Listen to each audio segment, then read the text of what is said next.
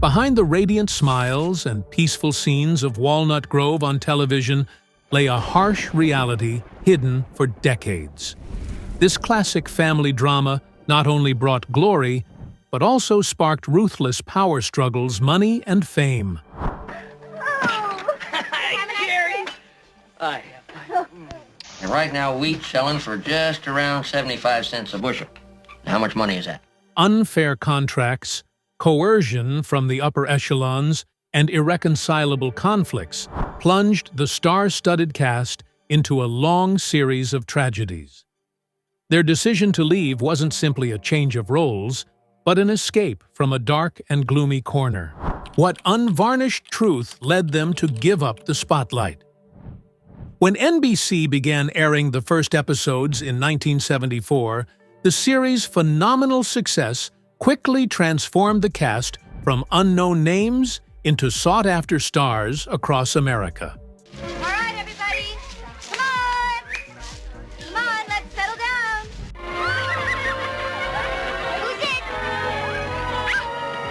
Among them, actress Karen Grassel, who played Caroline Ingalls, the exemplary mother, became an indispensable part of the show's success.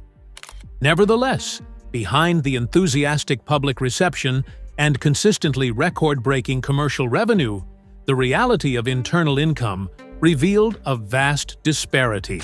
After the first season ended, Karen Grassel discovered that the compensation she received from the producers was completely disproportionate to her status, and workload even lower than the salaries of some of the child actors in the cast. Really, really disgusting stuff. I mean, that was really over the line. This financial injustice prompted the actress to decide to stand up and defend her legal rights before the second season began filming.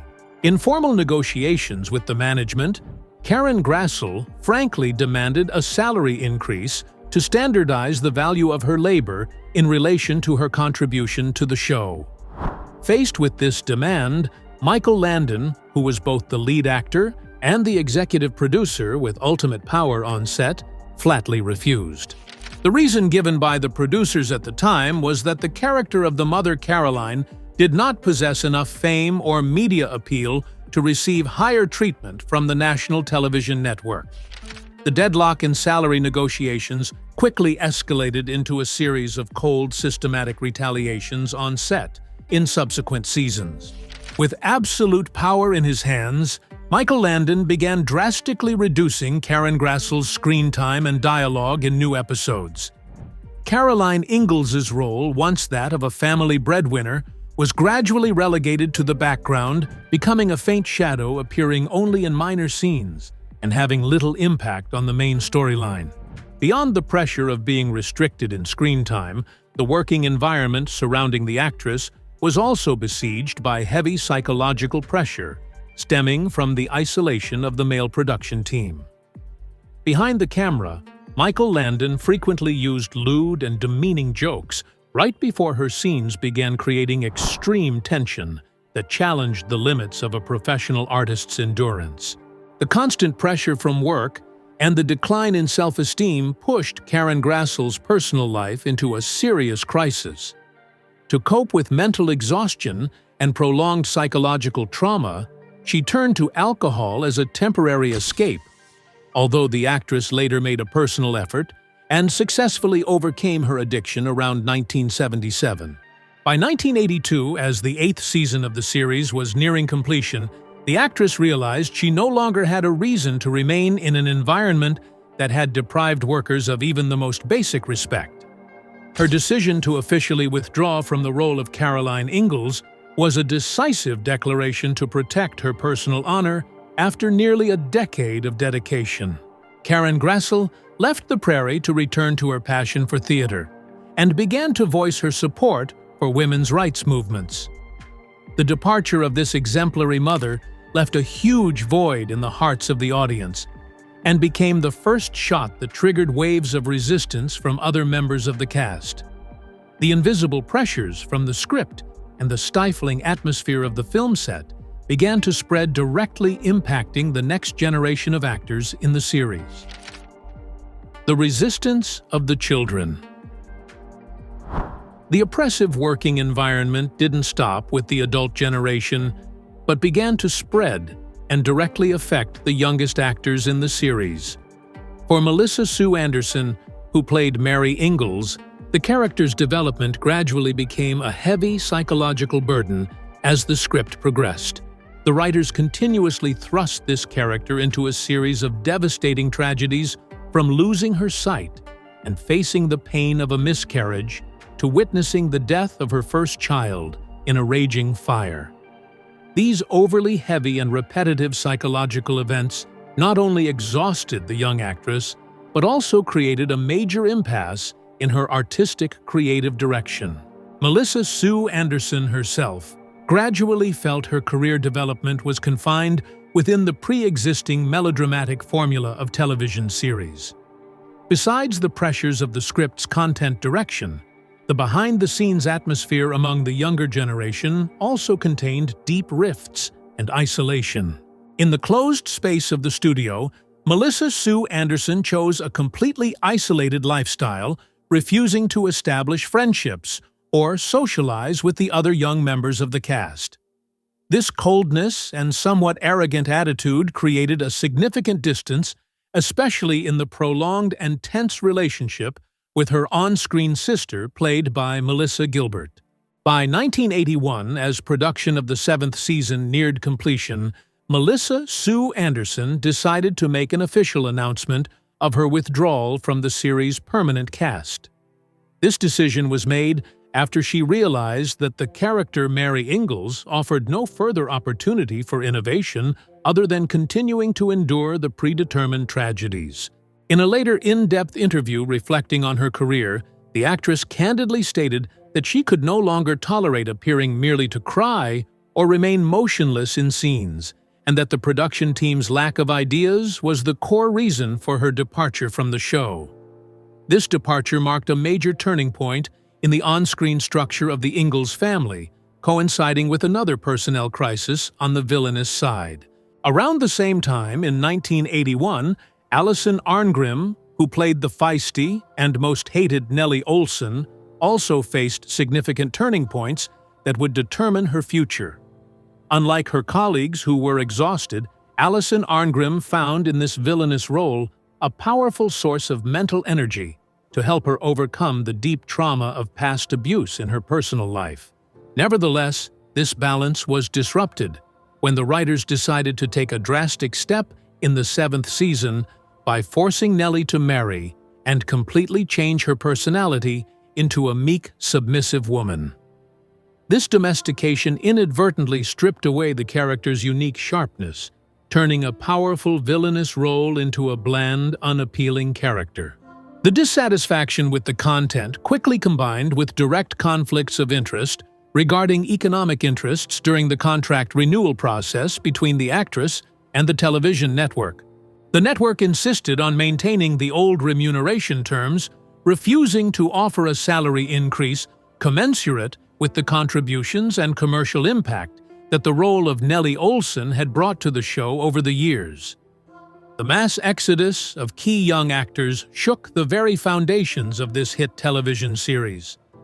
The show's popularity began to wane as viewership plummeted week after week, forcing NBC executives to consider drastic life-or-death interventions. These decisive decisions from the top leadership ignited a massive rage from the most powerful man on set, leading to an unforeseen and devastating outcome. The rage. The tense atmosphere behind the scenes escalated into a full-blown crisis as the hidden aspects of the head of the production team's personal life were exposed.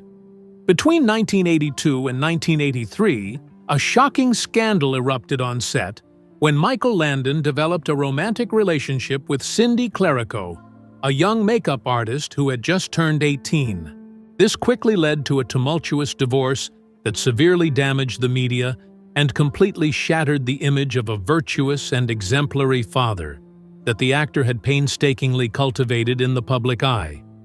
The collapse of his real-life image caused deep rifts within the film crew, particularly with the younger actors who had considered him a spiritual father figure.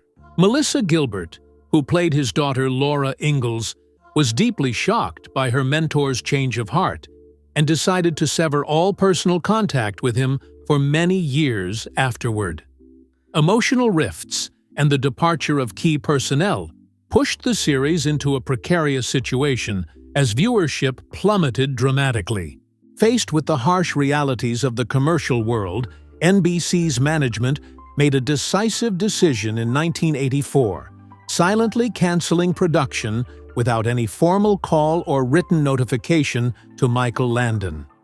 This dismissive silence from the network deeply wounded his pride and severely damaged the reputation of a powerful star, with a long history of service to the national television network. In response to NBC's actions, Michael Landon leveraged his power as chief executive to plan a final special episode titled The Last Farewell. Instead of a traditional peaceful ending, the final episode was designed as a radical destruction intended to leave an indelible mark. On February 10, 1984, the entire production team and cast were gathered on set to witness the execution of the executive producer's wrath. Michael Landon ordered the placement of a massive amount of explosives around all the wooden structures that had been the familiar backdrop of Walnut Grove for a decade. The subsequent massive explosion blew up all the houses, shops, and iconic landmarks of the show into rubble and dust in front of everyone present.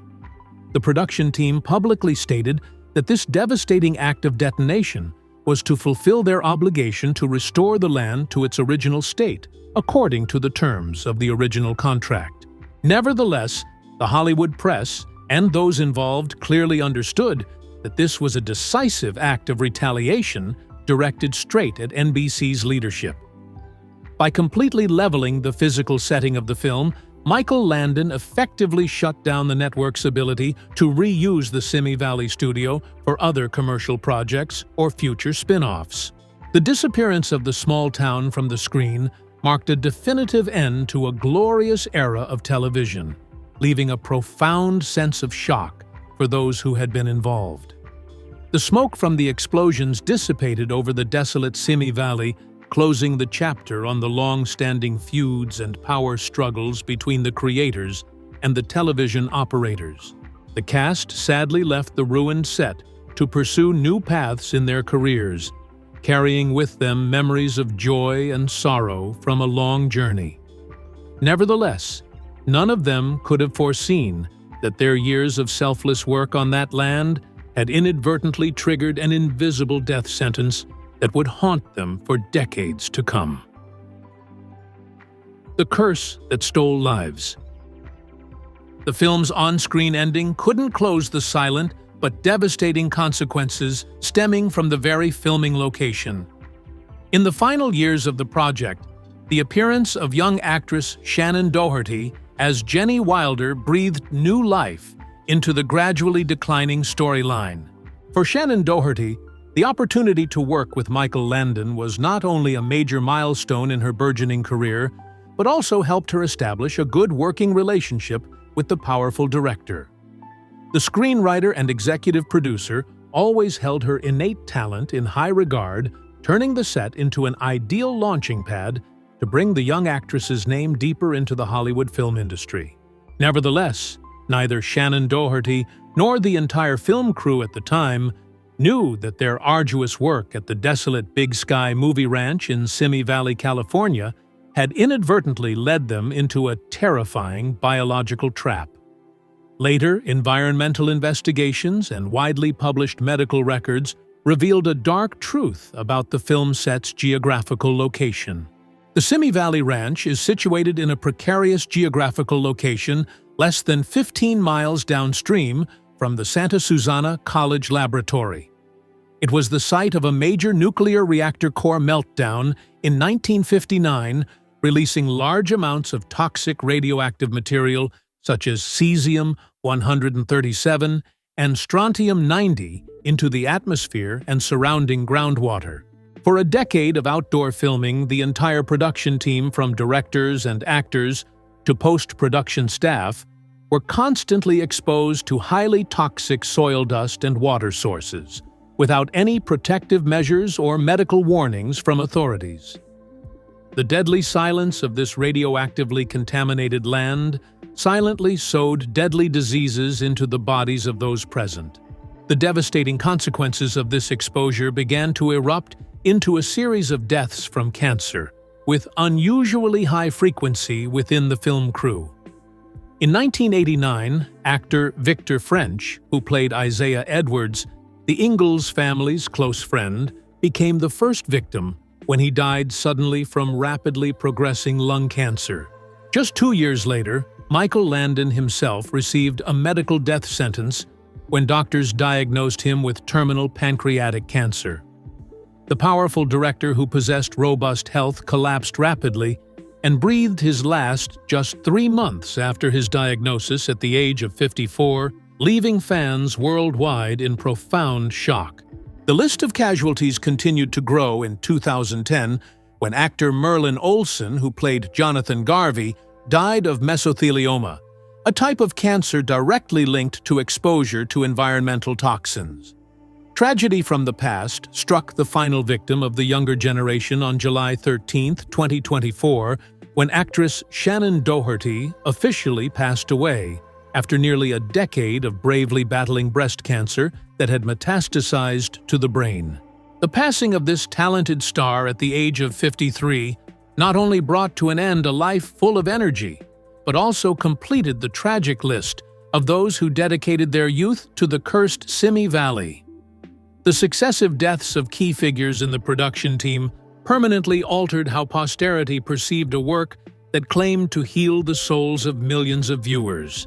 As environmental disputes and the pain of separation and death temporarily subsided, the secrets of this early television project were once again brought to light.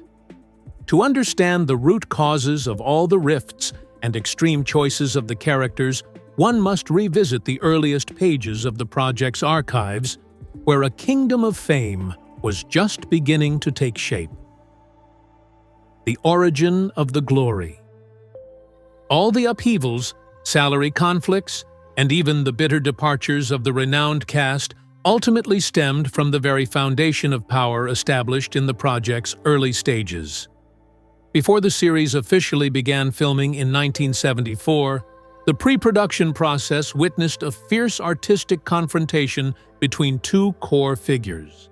Producer Ed Friendly, who held the rights to adapt Laura Ingalls Wilder's original books, firmly defended the raw, harsh reality and the desperate poverty of the pioneering settlers. In stark contrast, Michael Landon pursued an idealized family story where adversity served only as a backdrop for love and warm moral values.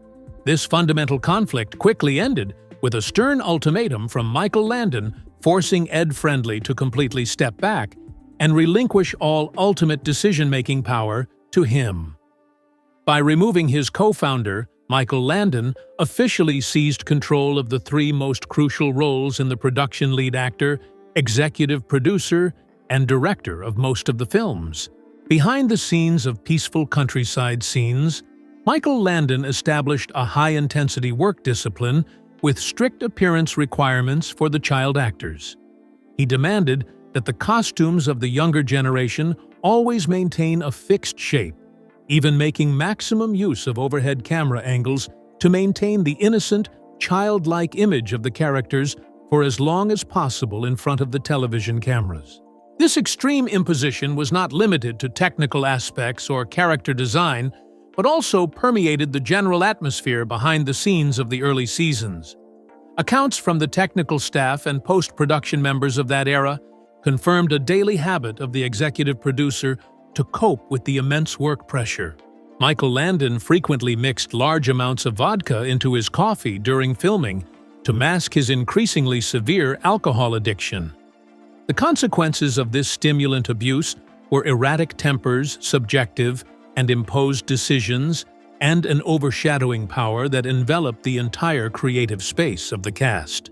This autocratic management style and absolute control, firmly established from 1974 to 1978, sowed the seeds of all subsequent internal rifts. The resounding success of the work inadvertently became a glass cage, imprisoning the personal freedom and labor values of those who dedicated themselves to the prairie. Michael Landon's personal determination of each character's fate directly triggered rebellions over pay infighting and a mass exodus of stars when their tolerance limits were reached.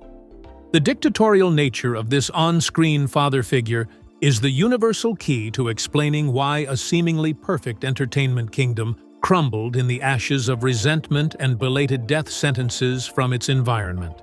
Half a century has passed, and the dust of time and the ashes of Walnut Grove have forever closed a turbulent era for Little House on the Prairie. Behind the idyllic on-screen piece lies the exorbitant price of fame, the intense power struggles, and the sacrifices made by the artists themselves. But perhaps the most miraculous thing is that after all the storms, the audience's love for the film remains as strong as ever. If you feel that these hidden aspects offer a fresh and deeper perspective on this classic, don't forget to share the video, and subscribe to the channel to not miss the next journeys uncovering cinematic history. In your opinion, was Michael Landon's decision to destroy the set himself a selfish act, or the pride of an artist? Leave your opinion in the comments below so we can discuss it together. Thank you for watching, goodbye, and see you in the next videos.